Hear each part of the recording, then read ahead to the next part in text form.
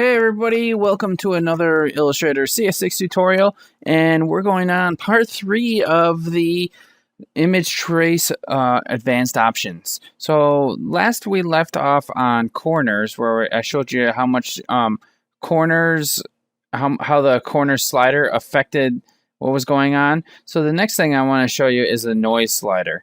And what the noise slider does is it pretty much reduces the noise the higher you have it. So the higher up, the less noise. So if I wanted to bring this up to something, actually, we'll leave it where it is, and I'll stop it real quick. And we'll just kind of take a look at the image. I'll zoom in a little bit on a section. And when you look in here, you can see things that are kind of have a bunch of dots around, and they're highly pixelated and noisy, and that's what noise is. So to reduce that and get a kind of more of a smooth look, you would increase the noise. So I'm going to do that, and I'm going to increase it to 7 to 85-ish%. I'm going to let it do its thing, and I'm going to pause this until it's done, and then show you what's going on afterwards and try to show you the difference. So see you in a second. And I'm back now, and I have the noise applied, and you can see that when you adjust the noise, you're going to get different patterns within the object here because it's been more blurred and the noise is a little bit more less noticeable. So you're going to get different patterns here. So that's what the noise does. The next thing we've got here is method, and there's two different methods here. One is called abutting, or one is overlapping. And that's basically telling you how the paths connect. And as you can see on here on the little info pop-up, the abutting, it creates cutout paths, and then overlapping stacks them on top of each other.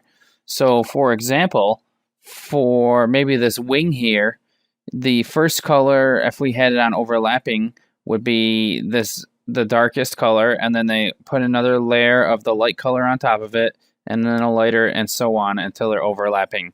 It would look like how it is now. So let's go ahead and take a look at these right now. Take a good look at them, because this is the abutting section, and I'll show you the outlines. So that's what it looks like, and I'll do outlines with the path there so you can see it. And then if I want to go to overlapping, let's try that, and then that way, oh, it is on overlapping, so now I want to go to abutting, that's why. So that was on overlapping already. Now it's going to go to the abutting with the cutout paths, and we'll see what that looks like. And once again, I'm going to end up pausing it so you guys don't have to sit here in silence watching this, because I can't think of enough stuff to say during these things. So I'm going to pause it and see you guys in a second. See you later. Hey everybody, I am back, and now our method has been changed. We changed it from overlapping to abutting, and let's see how it looks. Let's go to tracing result with outlines, and as you can see, there are a lot less outlines on here, a lot less paths that you have to deal with when you're using the abuttal.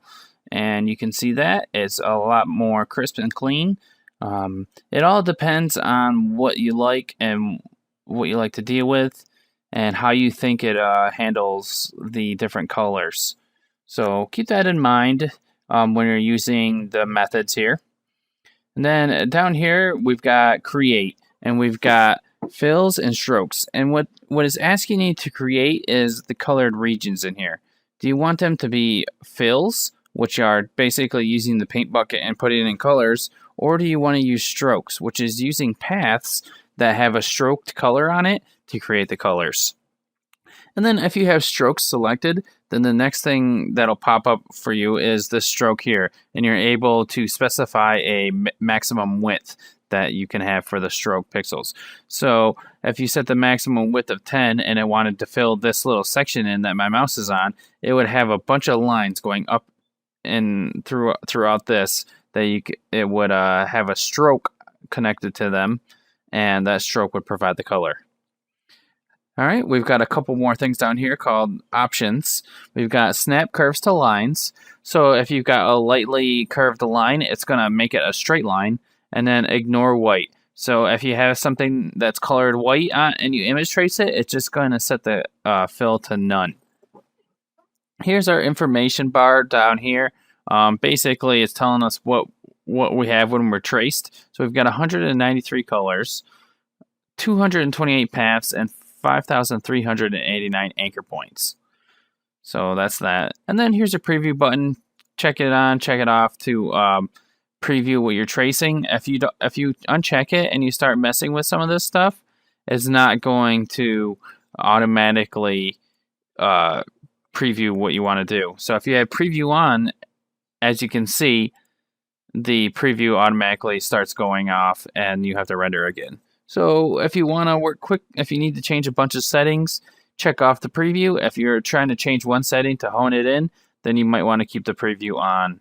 So that's it for all the image trace options here. In our next tutorial, we're going to learn how to do more things with tracing graphics, and it'll help you out in your projects that you might be working on where you use image trace, obviously. So thanks a lot for watching this. Give it a thumbs up if you liked it, and be sure to subscribe if you are looking for more videos. Thanks a lot, everybody. Have a good day.